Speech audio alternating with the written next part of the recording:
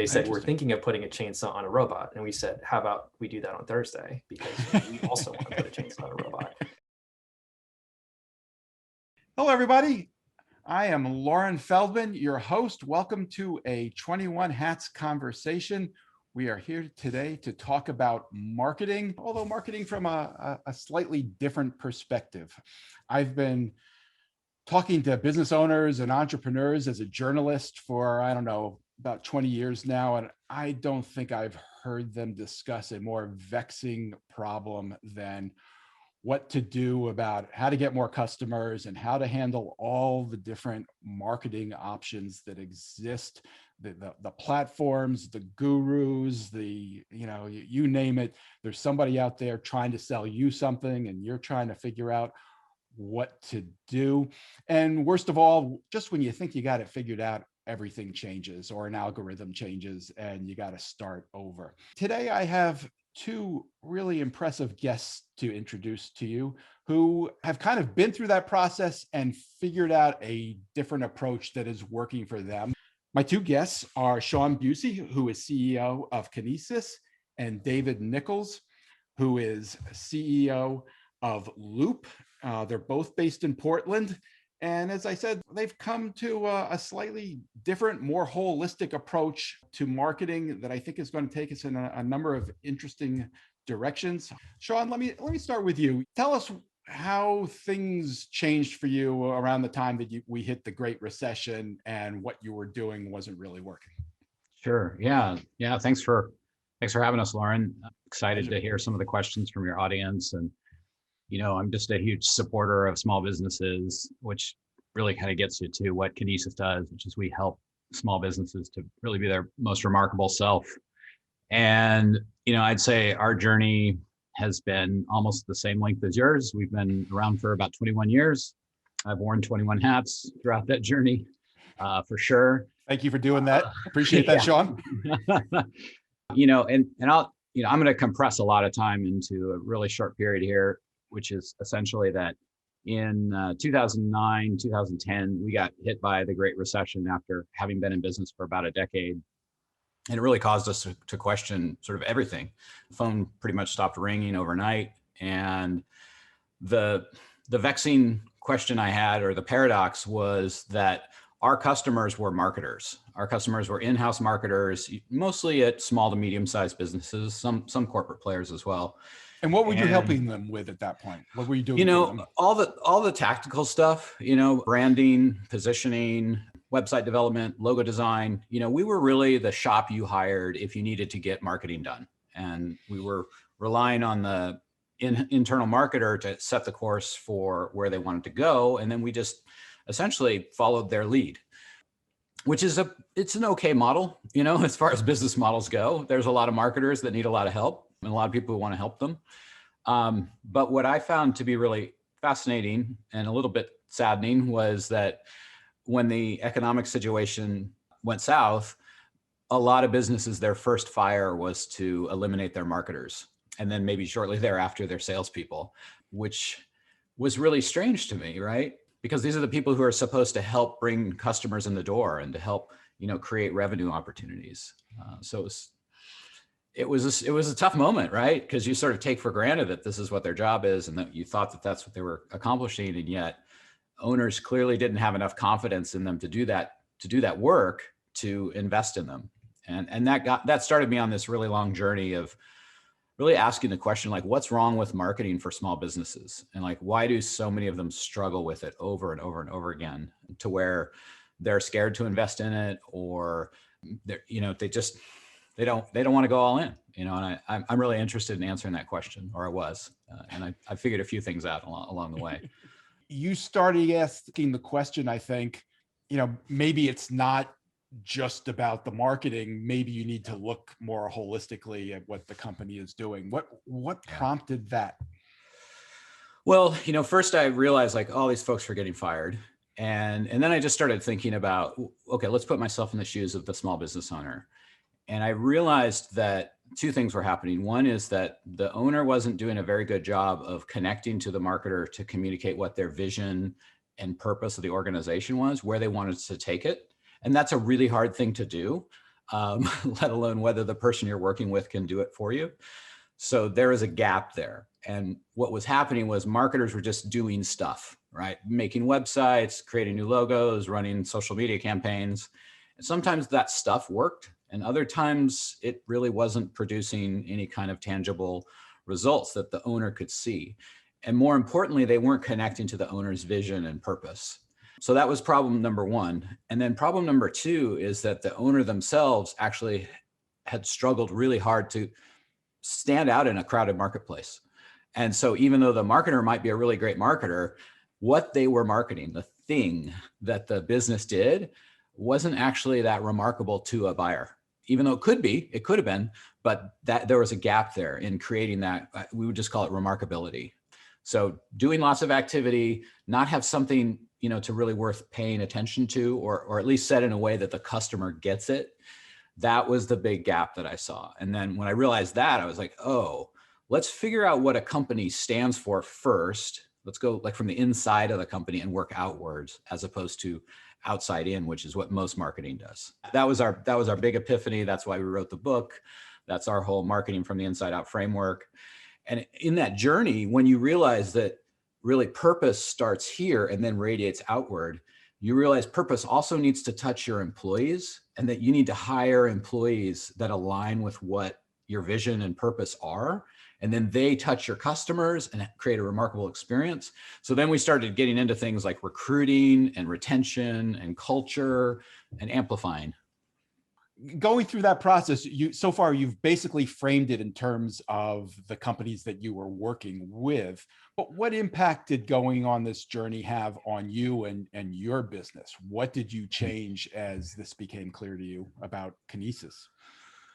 Well, yeah, I mean, I went from having a kind of mediocre business with an offering that lots of people could do, to be totally candid, to having a business that had something that nobody else was really doing, and that we had what you would call kind of a proprietary way of working. And so that shifted us from being viewed as more of a commodity to being viewed as a strategic partner, which meant you could charge more for your services that were more reflective of the value you were providing. And so that was a massive transformation, to go from being a commodity or thought of as something that lots of people could do to something that only you could do. That's a huge, huge pivot. And then in terms of the market, like we went from being like kind of flat to mediocre growth every year to just like taking off. We were like fastest growing awards year in and year out, really just this like kind of rocket trajectory. And how did that happen? Was it the result of marketing, word of mouth? How did you grow so fast? So a lot of it is don't ever underestimate when a market wants something. And after the recession, people were deathly afraid to hire another marketer, and because they hadn't produced results before, right? So we had an outsourced solution. So for a scared business owner who realized like, I gotta do marketing, I'm reluctant, I don't know what to do, but I gotta do it, I would raise my hand and say, I tell you what, we're outsourced. If we're not working for you, you can like cut the cord anytime. You don't pay payroll taxes on us. I got all these benefits to being an outsourced solution that are really great. And the model was what the market was really excited about. And so that cannot be understated. And then I would also say in those early days, it was really easy for us to say, we can make your marketing remarkable and make it work. And so we could optimize on SEO. We could give talks about what marketing from the inside out looked like, so it was a combination of strategies to get out into the market that worked really well. Yeah. David Nichols, tell us about Loupe.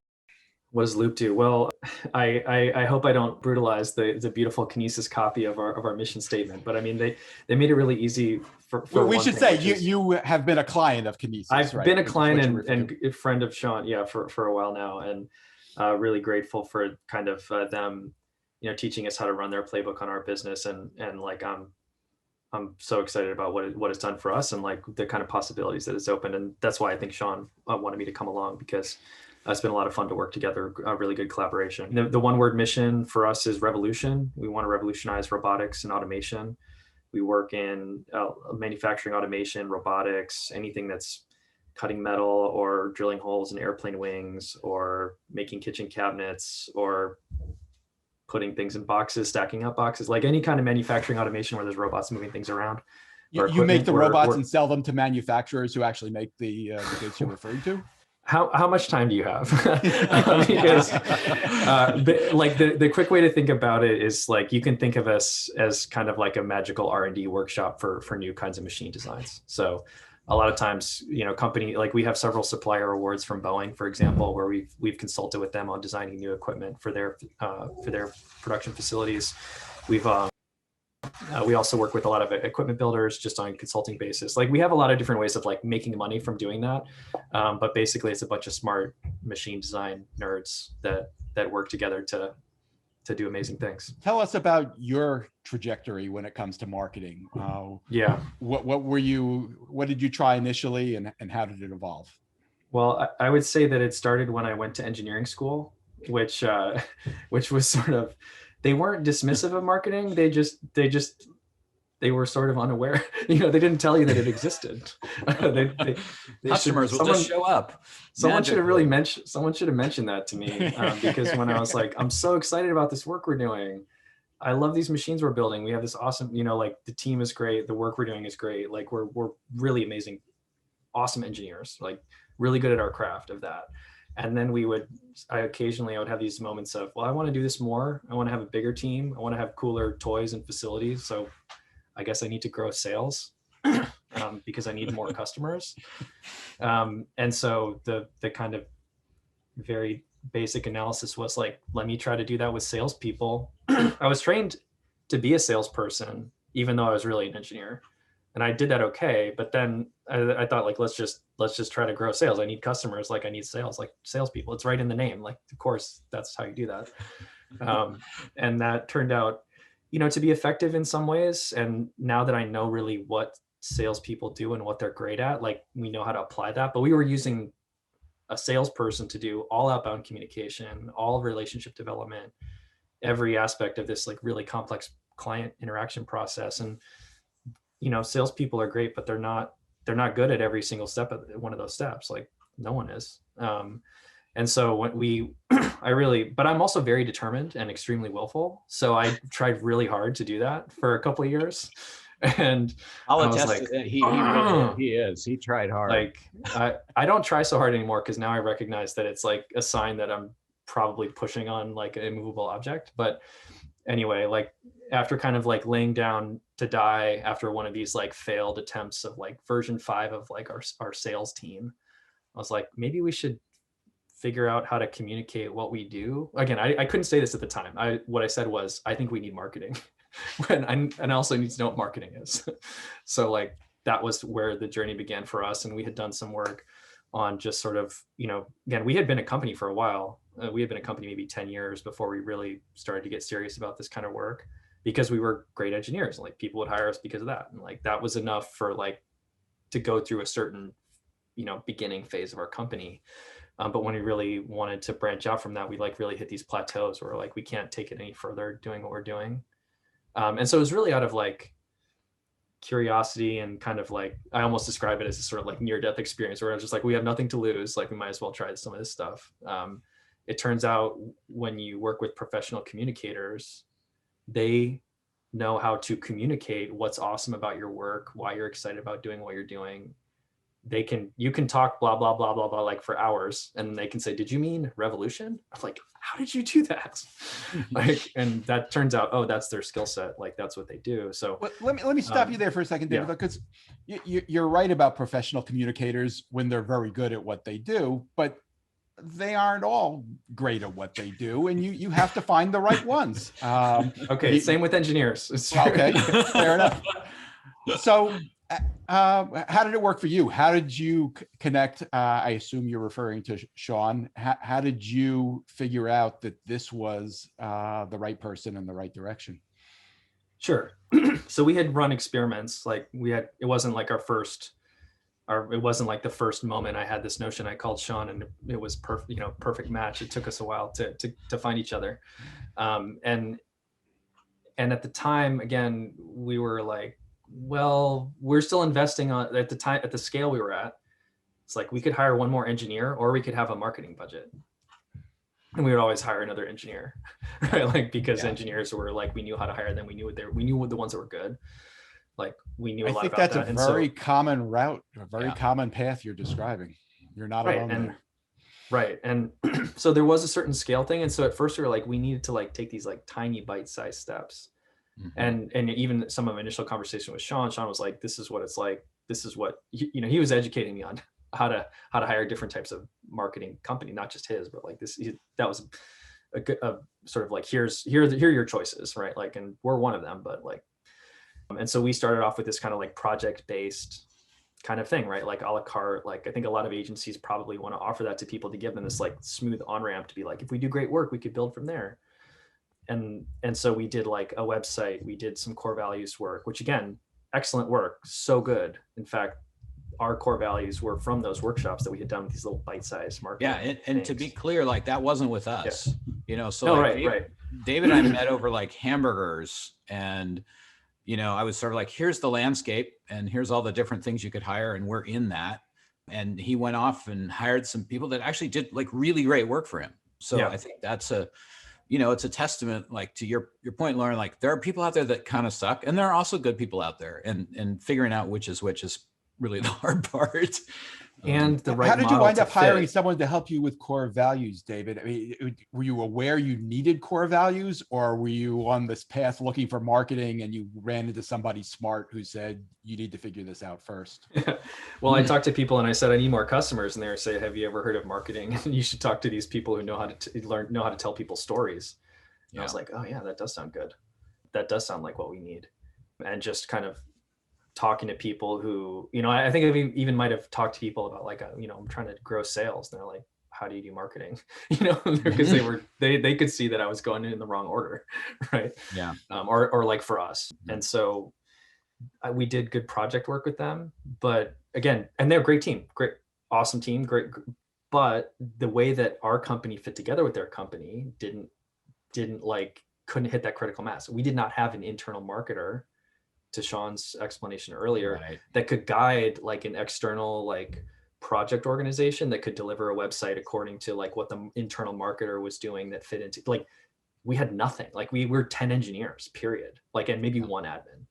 Right. And so there wasn't anybody to direct that type of organization to be like, this is the next project. This is the next project. This is the next project. Like so we didn't have the appropriate interface between our companies, right? Even though they did amazing work when we were able to get these projects together, but I was the CEO and acting as the internal marketer. And I just like did not have the bandwidth to like piece by piece pick what project was going to happen next. Right. So we got to the end of a year and we hadn't spent our marketing budget, which was like, how is that possible? Like, that seems impossible. Seems like the easiest money to spend in the world, but because it would take too long to like figure out what project to do next. Right. And so with the way Shawn's team saying like, we're going to, and this was what I wanted, which is like, here's the whole budget, like for marketing. And like, your team needs to decide. You can talk with me and I'll be on that team, but they need to decide what project to do next, help with the strategy, what's the sequencing of it. And like, that was like just a different interface that really worked well for us, where we weren't having to like figure out what to do next, because we don't know what to do next. We're not marketers. Right now we are, but like at the time we weren't at all. And that, I mean, David puts his finger on like one of the most critical things, which is that the industry in general is designed to interface with a marketer. So you have, search. Which industry in general? The marketing industrial complex, right. Whether you're talking pay-per-click, every specialist function, every function, it is designed to work with an in-house marketer.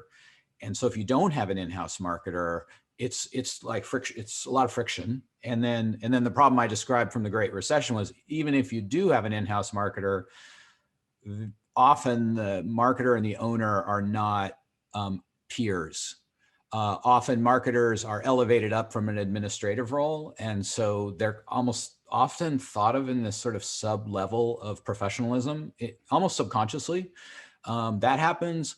Or small business owners often underfund the role. So they'll hire somebody right out of college, which, they'll be earnest and work really hard, but they have no mentorship or peer support.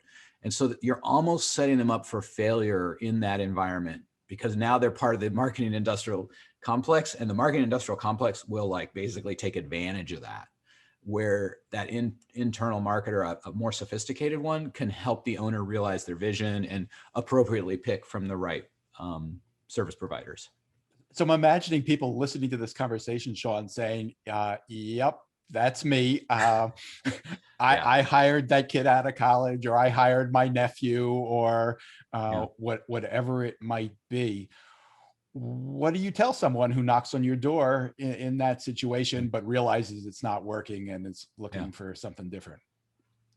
I mean, first of all, I just try to empathize with them. You know, I used to get really frustrated with the marketplace because it was just not working well. And as I gotten older, I've just tried to become more empathetic and realize, like, most owners, they're not themselves marketers. And so they're trying to get help, that's awesome. That's super noble. And they're also trying to give people opportunities. So that's really great too. So first, I try to recognize that intention was usually good.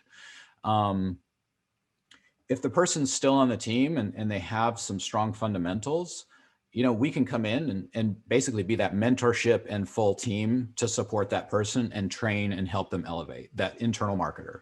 I love doing that. Like, I mean, I come from a teaching background and we love to help people grow and become better. If they've gotten rid of that person out of frustration, or they've just sort of like that, often that person turns over themselves. The average tenure of a marketer is like 2 years. Like literally industry wide.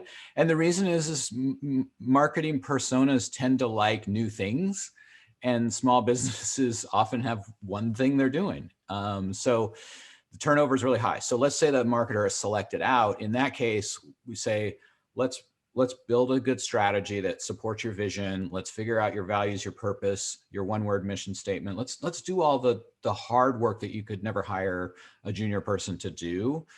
And then we can either help you implement and execute on it, like we did in many cases with David's firm and still do. Maybe there's enough volume where you need to bring in somebody and we can help hire that person. I'm a big fan of hiring folks internally, especially to do at the beginning, the administrative activities of marketing and sales, of which there are a lot and mostly underestimated. So that's often what I'll recommend. And I almost never recommend for a small business that they hire, well, this isn't totally true, but occasionally it is appropriate to hire a very senior person, but I caution them around that because I say, it's not that salary that you need to worry about, although it's going to be high.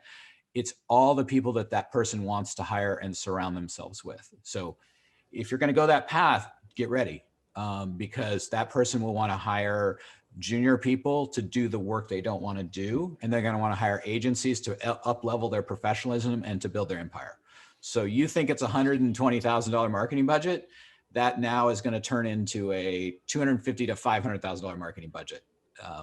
Or you lose that person. I mean, you know, so both outcomes are terrible. Yeah, David. Speaking as a business owner too, and like coming out of a really pure engineering background is the foundation of our company. There were entire departments that like I didn't know how they worked, and I was forced to learn, right? And marketing is one of the more recent ones for me, but like one of the first ones that business owners relate to is accounting, which people are just like, oh yeah, that's accounting.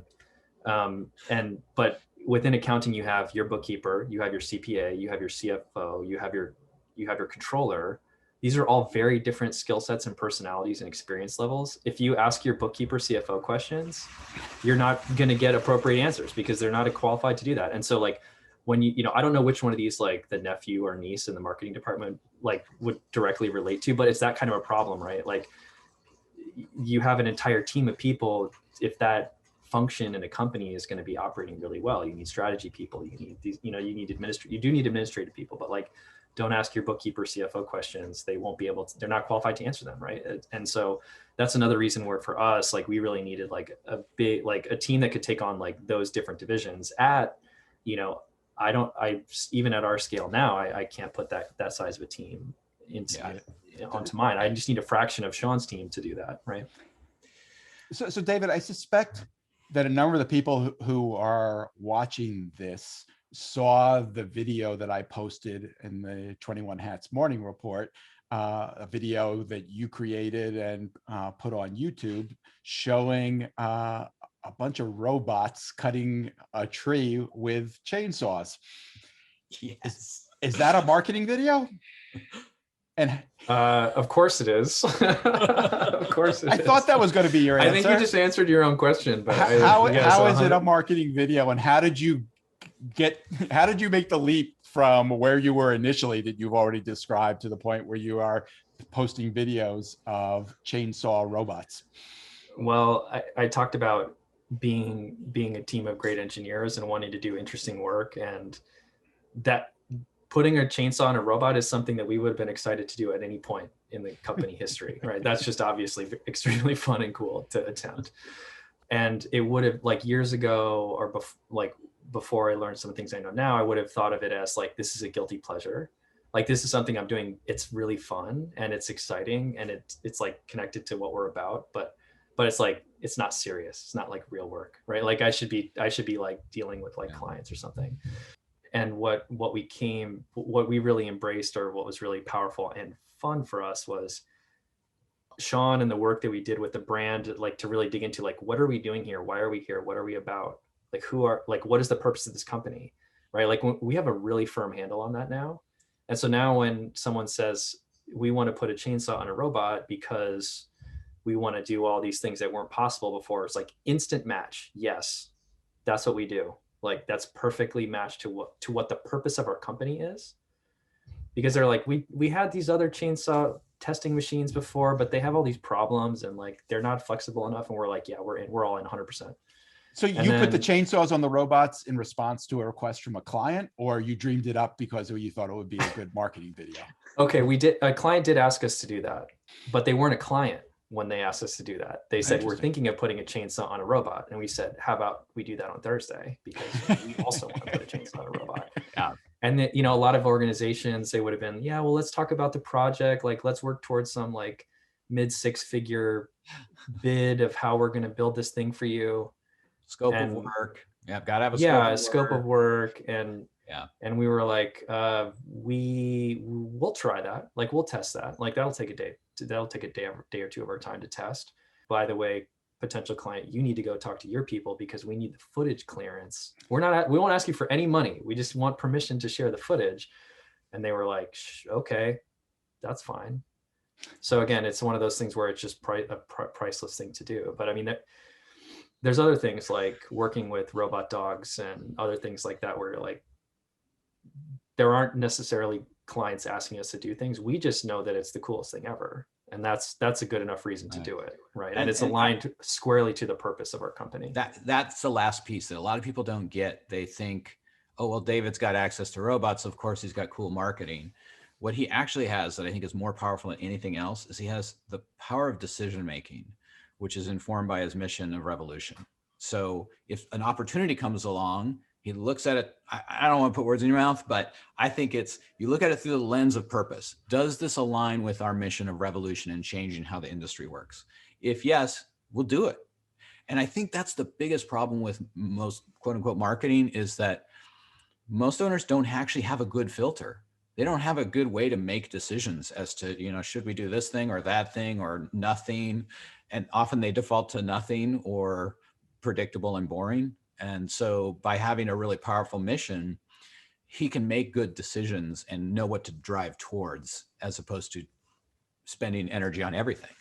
I don't know, Dave, I just said a ton of stuff. And like years ago, I would have said like, I need more leads, right? I said, I need more customers. I need more leads. And like, right. How are we going to build something to deliver that? And it's like, well, if you know what you are and you know what you're doing and you know what you're about and you blast that out as loudly as possible to the world, then like the people that really relate to that and are going to appreciate that, they just get sucked in like a magnet. Like, and I mean that in a good way, right? Because we get together and we're like, we do great work together. So it's like, that's really how I think about the communications, is like, that's squarely aligned with what we're up to here. People that see that relate to it, that's the right kind of people for us to know about. So no business owner I've ever spoken to feels he or she has too much money to spend on marketing. There's a budget. It's a problem to be solved. They're concerned with return on investment. And that's true, whatever type of marketing they choose to use. It could be, print advertising. It could be pay-per-click. They want to know the results. And sometimes it's really, really hard to tell. It seems like it would be especially hard to tell with a robot chainsaw video. How do you know that was effective marketing? Yeah, I think we how do I know that? I don't have a spreadsheet that can prove that. So let me just admit that piece right away. What I know is that people who are the right kind of people to work for this company message me on LinkedIn and they say, I want to work for your company. Say, you're a perfect fit here. Right. So it's like that, and that the thing about like ROI and like especially the kind of like trying to put a closed feedback loop around it is that the like communicating the purpose of a company is way more complex than can be captured in that transactional type of analysis, right? It's way more complicated. And so it's not possible to make like a linear regression that matches that. Again, I know from building really complicated models, like it's not possible to build a model of it, right? It's more like, and that's where people talk about intuition, or people talk about, you know, like these, like what they're talking about is like these very complicated things that where an answer comes out and you're like, yeah, it's working. Right. Like, and it's people are like, well, that's not quantifiable. It's not. And it's like, well, yeah, you're quantification. There's no way that it's possible to quantify it. It is, there's way too many complexities involved. It's just not possible to put onto a spreadsheet. But there are things where we would do a little bit, and then we would get this like signal back that's like people, there'd be this huge reaction to it. Either internally, people would be like, that's amazing, or like they would be excited about it. Like people don't consider that in it. That's also not on your spreadsheet, right? Like when you're like, whoa, like that's so cool. Like people that doesn't appear in a marketing ROI analysis. And yet it's the most important thing, right? People are like, when people are really feeling it, then those are the people your customers see. Those are the people that show up and want to work for you. Those are the you know, that's going directly into your client experience. Like that's going to help us make plenty of money, like I'm sure, right? Like that's kind of the long answer to your question. It's intriguing to me that the most concrete example you gave of the result of that video was not a customer coming to you, but of potential employees reaching out to you. And I'm curious, when you when you created that video, was that a deliberate goal? Were you looking to attract more employees? Was it that kind of marketing that you had in mind, or was that just a happy side benefit? That's the really fun thing about when it's aligned on purpose, that is directly showcasing a product that our company sells, right? It's directly an advertisement for robotic arms that we are the local distributor and dealer of, which is like, if someone sees that, it looks like a good robot arm, I'll buy one of those. Instant sale, right? It's a direct client request from a potential new project that is like, we could bill a ton of engineering services and consulting around, right? It's also something that looks incredibly cool and would be fun to do. So it helped, like, even just as an internal experience, like who's going to get to do that cool thing that is just some speculative project. Like it's almost like a fun thing for the team internally. And then when you make a video and put it out in the world, like there's no telling who would see it and like be like, that's really amazing. So like there's like 6 potential lottery ticket outcomes from one activity. Yeah. Right. So I don't care which lottery ticket cashes. They could all cash. It's fine, right? Like, or none of them, right? But there are plenty of those are all things that, like, again, intuitively we would have in mind, right? About like why this is a good thing. There's like 8 potential amazing outcomes that could come from this one speculative project. So Shawn, just one thought on this. It's one of the please. things that I really admire about David, aside from his robotic wizardry, is that he has this idea of a nonlinear return. So much of the conversation around marketing is, I do this thing, I expect to get this result from it. And, you know, the idea that David's communicating is like, we're going to put a lot of bets out there, and some of them are going to return in really big exponential ways, and some aren't going to do anything. And so there isn't actually a direct correlation, but as long as you continue to do the things that are your purpose, you are going to find people who align on that purpose. And I think the mistake most businesses make is that they don't really spend enough time figuring out what that awesome thing is or how to communicate that awesome thing. And that's often a bigger challenge than anything, is that they might actually be doing something great, but they're kind of a best kept secret. I say that all the time, and people are like, oh yeah, that's us. So I want to ask you about that. Shawn, you're talking about that awesome thing that you want to get the word out about. That's a particularly obvious case here with David. I mean, the chainsaw robots are indeed awesome. And it's cool. It's special. Most of us have never seen anything like that before. That's not the situation most businesses find themselves in. And I'm thinking about that typical business owner you described early on, who might be looking at this and thinking, oh, great, robot chainsaws. There's not a lot in that for me to help me understand how to market my business. Do you see a principle behind this that does translate for people who are in, less awesome fields than David? I just think it's easy to underestimate the potential. It has been my experience that the vast majority of businesses actually that I meet with, there is something there that's there. It might not always be the thing they do, right? I've got a former client that was one of our very first experiments. I'm sure they would appreciate being thought of as an experiment, but it was a successful experiment. And we tried the marketing from the inside out framework on them very early on and transformed their culture and changed who they were. They do HVAC equipment. Like they put, blowers and ducting and stuff in buildings. And you might say, well, that's not a robot or a chainsaw. It's not that interesting. But if you start digging into things that they're doing with culture and they're doing around, environmentalism and recycling, the things they do there are really fascinating. And so I think it's often a lack of imagination amongst those professionals that are brought in to help with the problem. They go immediately to some tactic or building a new website when there's not actually something awesome to put into the website. But whether, we've worked with plumbers, we've worked with people who build houses, we've worked with, very non-sexy. And in fact, I kind of like those industries because I find them to be often very genuine and earnest. And so helping them uncover what's awesome about them is really rewarding.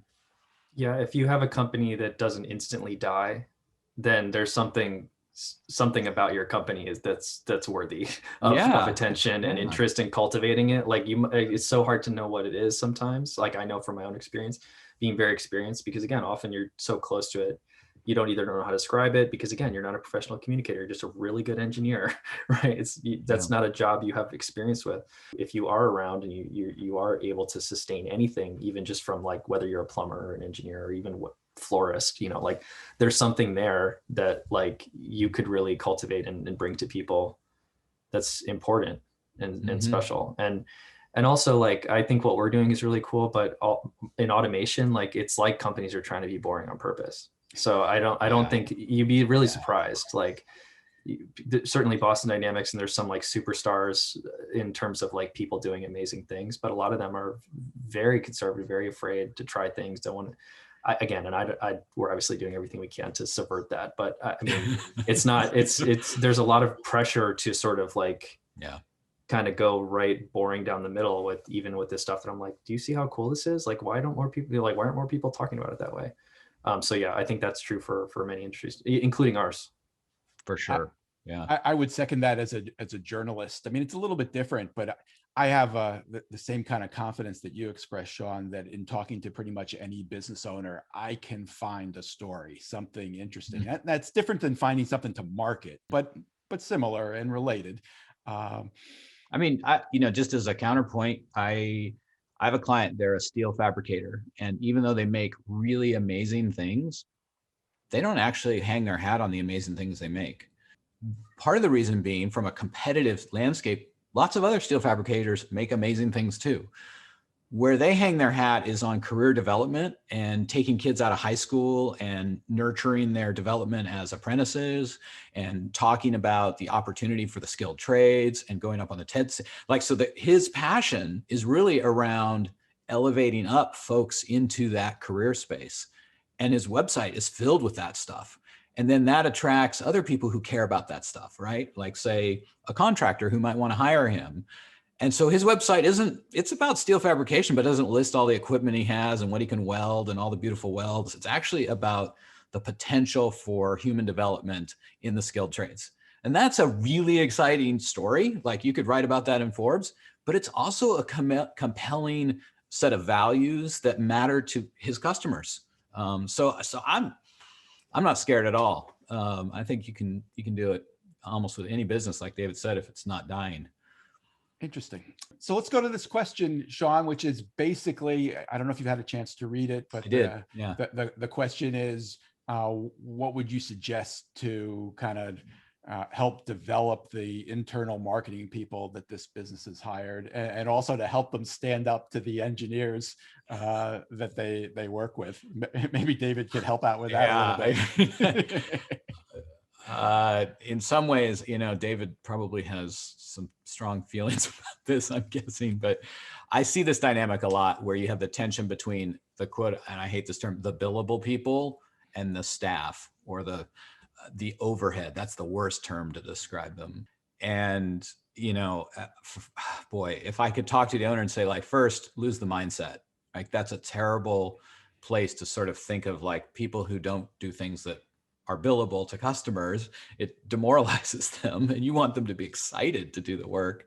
But if you've got a junior staff charged with marketing, I would encourage the owner to look at investing in them if he or she is committed to having them be successful. Look for mentors and other guides to support them out in the marketplace. Maybe have them join something like the American Marketing Association.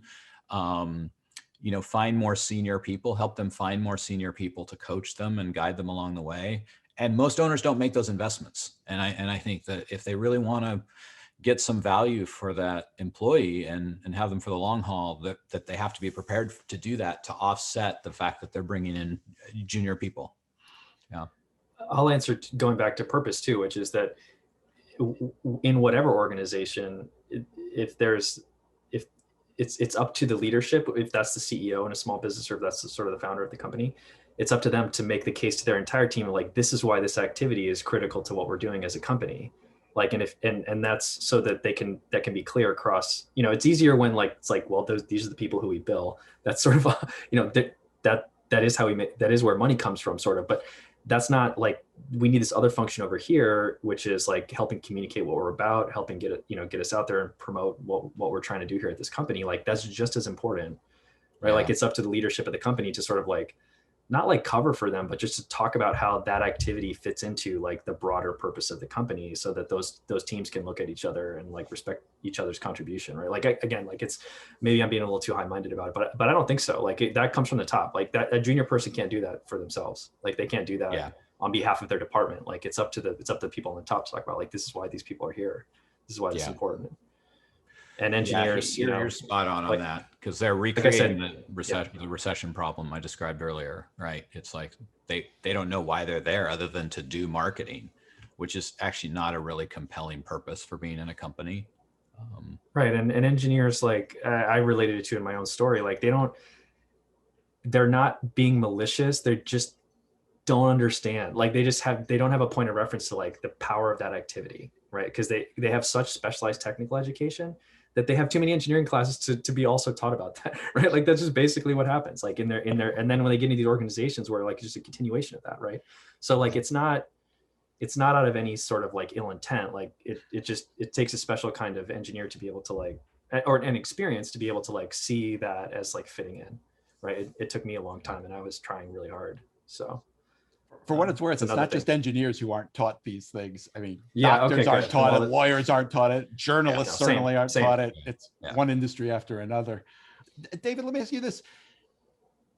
Did you go from figuring out marketing and figuring out videos right to chainsaw robots, or did you have to experiment? Were there videos that didn't work as successfully? What was that process like?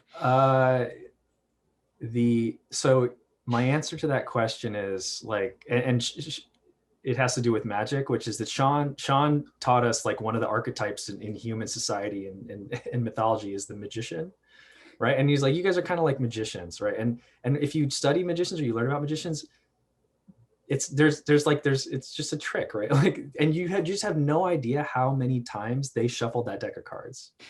Right? Like, you would not believe how many hours they sat by themselves in their room shuffling decks of cards to be able to be, like, to do that under shuffle, or, like, some little trick that, you can't see. They have so much practice, right? Like, and so, like, when you see us put out a video, it's from like, you would not believe how many videos we've done. Right. And the early ones are not good. Right. Like I can hardly watch them now. Right. But they were fun to do. They were interesting. It was like, for me personally, What kept like, you going? This is fun. Well, it was interesting to play with. Like, I was building stuff that was fun and I thought it was cool looking. And I was like, how do I capture this? And again, and also I found an excuse to like bring like a lot of like hobby photography skills to bear on in was like that turned out didn't seem like would be relevant. Right. Like I didn't do it from that point of view. Right. It just turned out to be applicable. Right? Were you behind the camera? Lens. Yes. And editing. Wow. And it's like, yeah. I remember being like, oh, I should buy maybe I'll buy a GoPro. I don't know. It's a few $100. Well, you know, and my business partner was like, yeah, it'll be fun. Maybe you'll do something. And just like over and over and over and just ship, you know, just like ship stuff all the time to when they're like, hey, we want to put a chainsaw on a robot, be like, we'll do that video, bang, like that, because we'd invested so much in developing that skill that it took one day, but it also took, you know, years of experience, like making videos to be like, how are we going to do this? So yeah, that you don't see that. You don't see the other. I mean, you can see them on our YouTube channel. If you go scroll way back, you can see the We're all going to race there. Yeah. Yeah. That's a great point, David. I mean, one of the things that I love about our business is that I don't think of us as like prescriptive. We didn't come in and say, David, you need to make videos and you need to start today. So in 3 years, you'll be good enough to do it.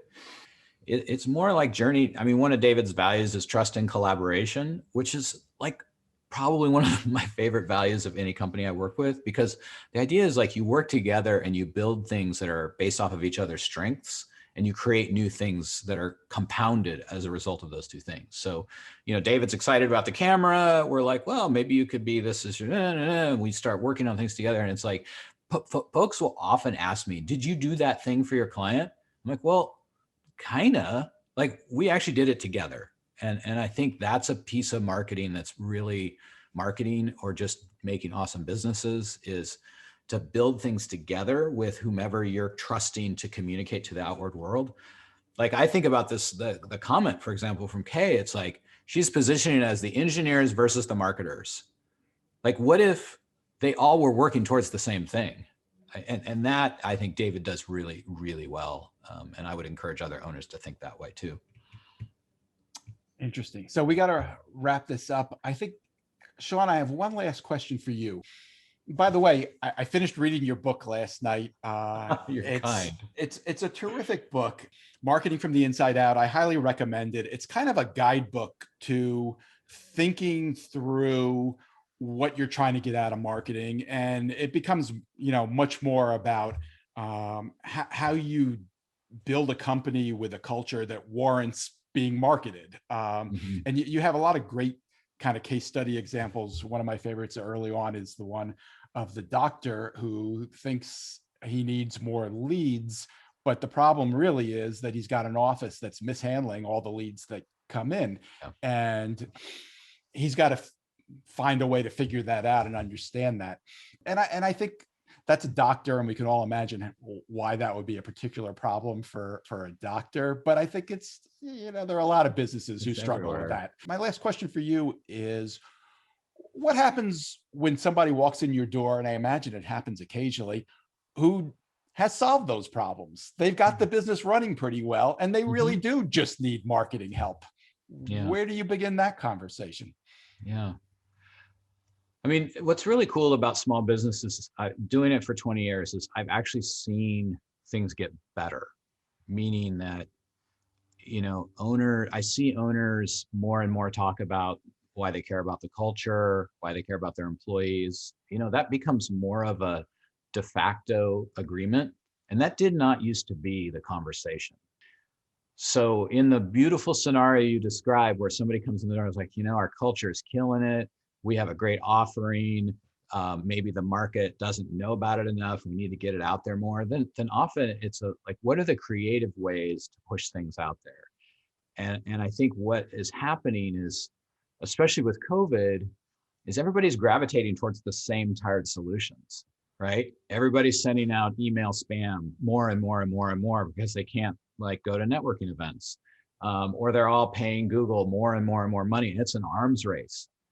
And so my challenge to that type of a business would be, or to challenge them would be to say, like, what could we do together to build something that's truly remarkable and different in a way to communicate with our right fit customers, not with all customers, our right fit customers. And I find there's a lot of room to grow that mindset.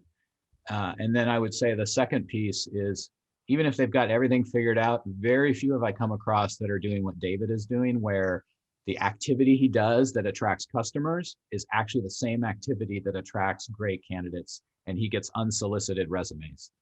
And so most businesses that are doing really well from a financial standpoint and even a growth standpoint are still struggling with hiring and getting great people in the door. And connecting those dots is a real opportunity, I think, in the marketplace that's doing well. Last question for you, David. Where are you on that continuum? Do you feel like you've got this all figured out, or do you still have frustrations? I guess one of the unsolicited LinkedIn messages I got today was, I stumbled across your company. I can't believe how cool what you're doing is. I had no idea that you existed, which is really surprising because I follow this kind of stuff. And I was like, right, no one's heard of us still. So, no, I don't think we have it all figured out. I mean, I think we have some really important things figured out that are going to serve us well. And some like lucky break could happen where all of a sudden we have, 100 times as many LinkedIn followers or whatever, however you would measure it. But no, yeah, we have a lot more to do.